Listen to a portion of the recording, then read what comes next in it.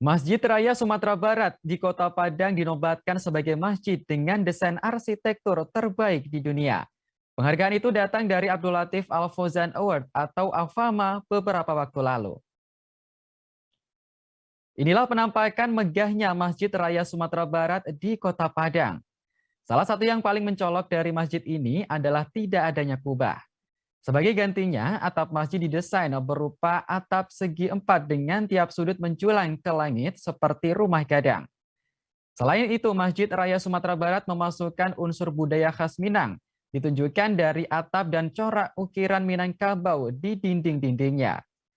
Karena keunikannya tersebut, Masjid Raya Sumatera Barat menerima penghargaan sebagai masjid dengan desain terbaik di dunia dari AFAMA. Penghargaan ini merupakan ajang untuk menampilkan karya dan desain masjid dari negara-negara dengan penduduk muslim di dunia. Namun siapa sangka salah satu pendiri masjid megah itu adalah Gubernur Jawa Barat, Ridwan Kamil.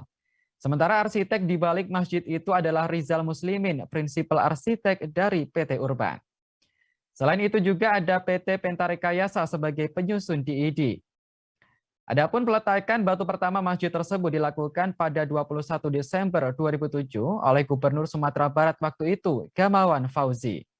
Pengerjaannya sendiri dilakukan dalam beberapa tahap yang terkendala karena hanya mengandalkan dana APBD Provinsi Sumatera Barat.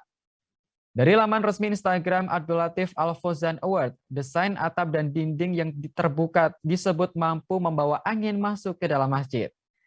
Saat ini, Masjid Raya Sumatera Barat menjadi salah satu ikon wisata religi terkenal dan wilayah Padang dan sekitarnya.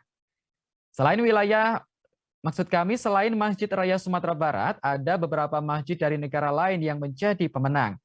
Di antaranya Masjid Caklar di Istanbul, Turki, Masjid Raja Abdullah di Riyadh, dan Masjid Merah di Bangladesh.